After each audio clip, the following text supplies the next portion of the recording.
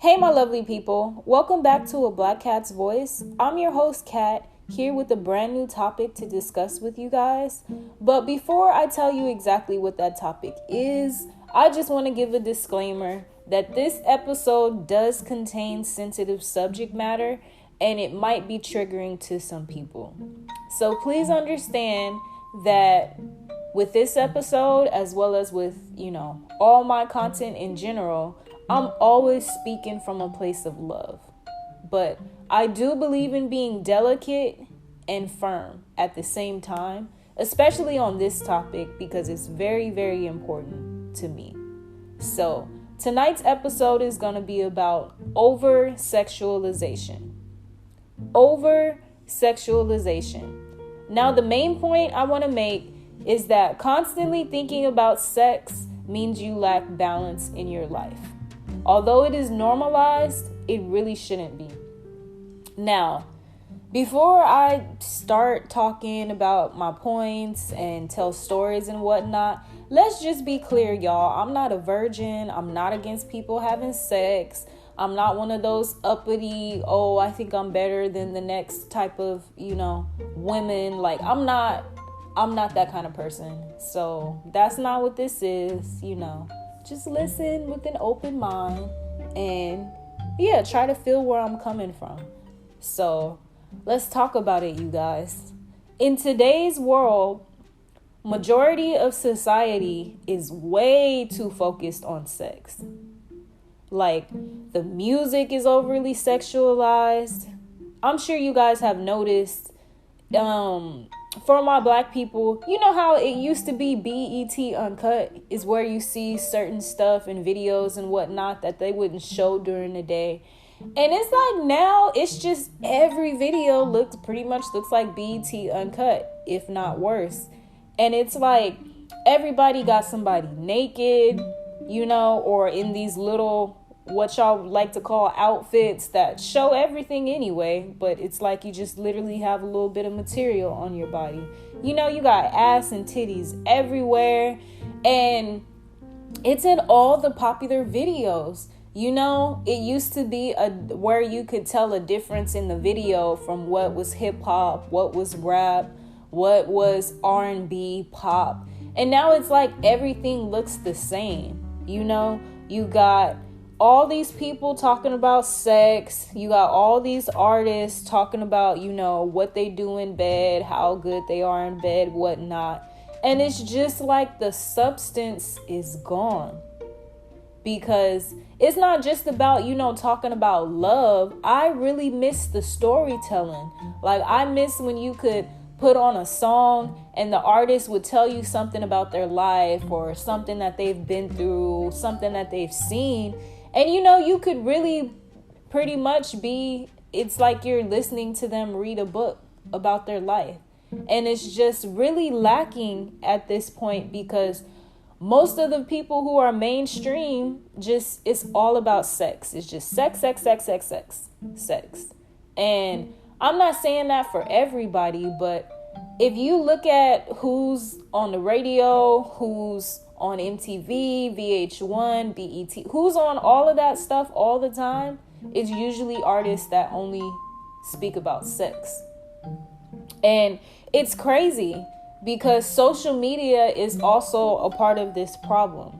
They're always showing you these different things and these different people who look a specific way, and they're just sexualizing a lot of things. Like, it used to be where in certain attire, you can be sexy, but you still leave a little mystery to it.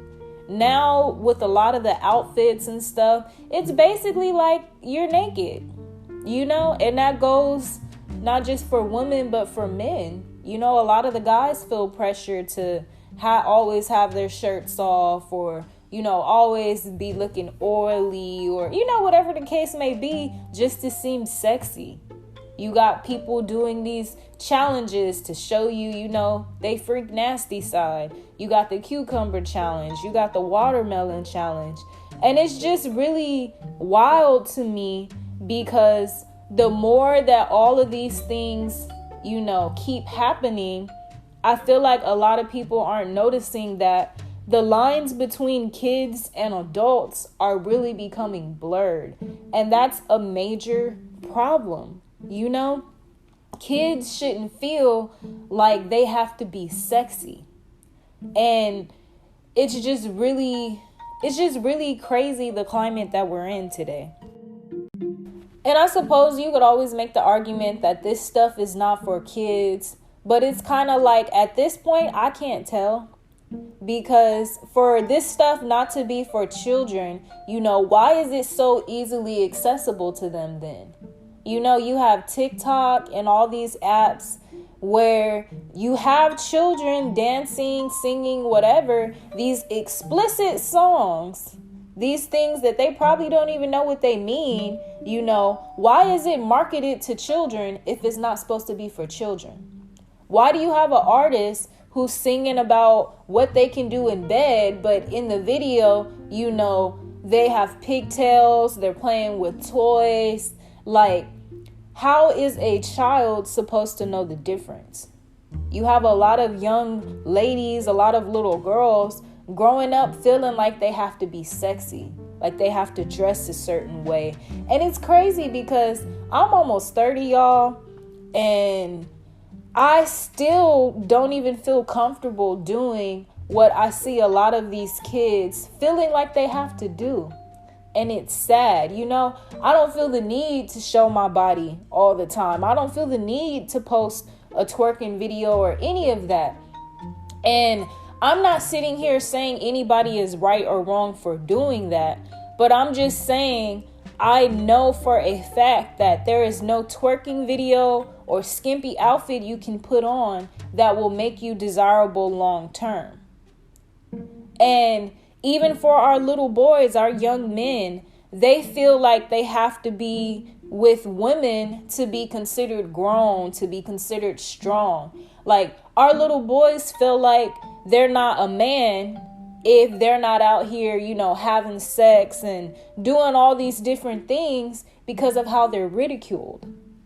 Like, I'm not saying adults who do these things are wrong for doing that. You know, that's your life. You have every right to do whatever you want with your life. But I'm just asking the question, why can't kids be kids anymore? You know, where is the innocence that we once saw?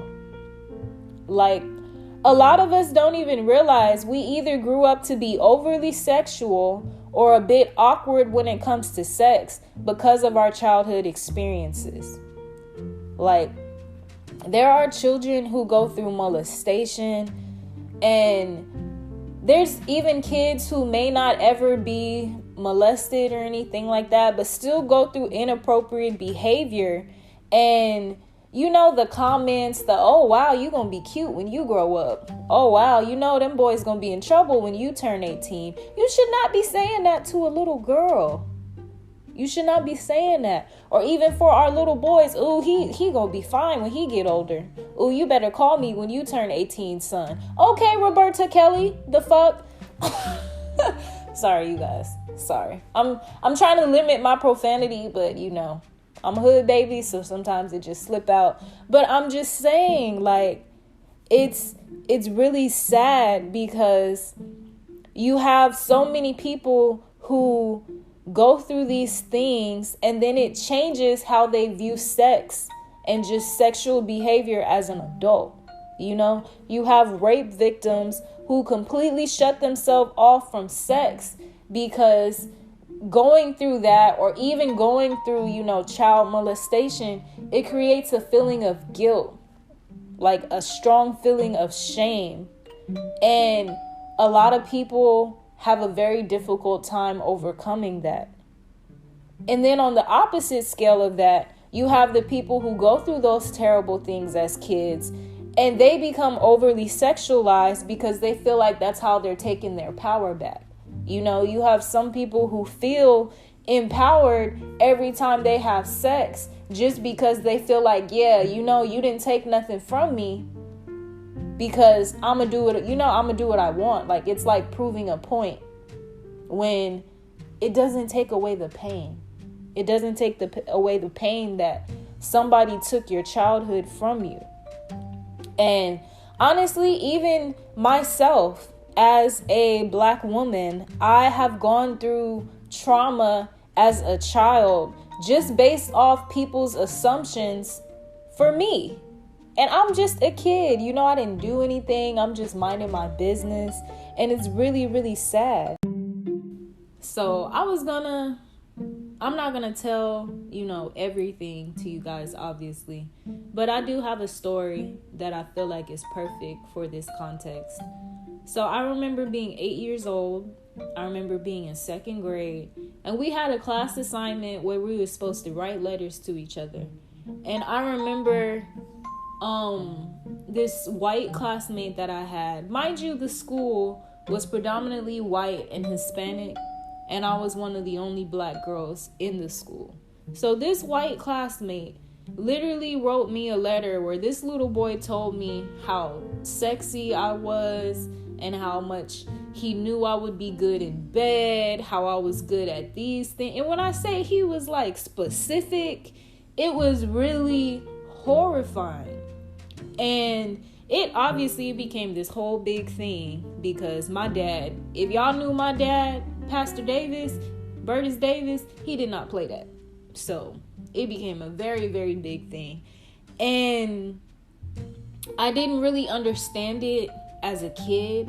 I just knew that he was attacking me, and that's what hurt my feelings, because I just remember asking my dad, like, why would he say that about me? He doesn't know me. He hasn't, he's never been around me. And my dad already knew what's up. So he's just like, he just doesn't know any better. Sometimes people just don't know any better. And come to find out, this boy's dad raised him to think that Black women are purely sex objects. So this little boy really thought he was complimenting me by telling me what I would do in bed and, how he wanted to be with, just all these different things. But we're 8 years old. Like, I'm a baby. 8 years old, you're a baby. And it's just so sad that a lot of people in the world are really like that, especially when it comes to Black people. Now, anybody can have sexual trauma. I'm not saying that's a Black thing. Anybody can, unfortunately, go through horrible things. But Black people literally have a lot of generational trauma from sex being weaponized. The slave owners and their wives literally used to pick people not just based on who they wanted to work the fields or cook or whatever. They would pick them on their body types. They would pick children. They would pick men based off how they looked, and women, they would pick them based off how they looked because they couldn't wait to do sexual things with them. There was even this horrible process that Black men used to go through called buck breaking. I'm not going to speak specifically on what that is, but y'all Google it. Buck breaking. Even in today's society, you have a lot of people who want a BBC, or they want a sexy Black woman because we got the big ass, the big titties. And it's just like a lot of people literally see us as what they can do to us or what we can do for them without seeing that we're people too. A lot of us as Black people are considered sexual objects before anything. And the music, the media, it really doesn't help with that. And it's not okay. It's really not okay. Okay, so let me just bring everything full circle and say there is nothing wrong with sex. It's nothing wrong with being sexy, with being free. If you want to be out there busting that thing open, if you want to be out there with your titties out, there's nothing wrong with that. I'm saying it's how you do it. I'm not here to judge nobody. You have every right to do whatever it is you want with your life because that's your life. But I'm saying that you have to understand that if you're constantly trying to prove your sexiness, I don't think you understand what real sex appeal is. If you're constantly trying to prove how good you are in bed, or constantly thinking about, what you want to do in bed, you lack balance. And that's something that you need to work on, and you need to figure out why it is that you're like that. And you really got to understand that true sex appeal is not on you, baby. It's in you. Like, my favorite female rapper, Nicki Minaj, she said on her song, We Go Up with Vivio Foreign, I could be all the way covered and still giving sexy. Period. Because true sex appeal is not on you, it's in you. So, constantly thinking about one thing, it really means you lack balance. And life, as we all know, is a balancing act. So, only you can understand why you are the way that you are and what you need to do to help yourself be better moving forward. But I'm not here to judge. Y'all do as you please. Just please try to understand where I'm coming from. And that concludes this episode. And as always, I just want to say thank you for listening.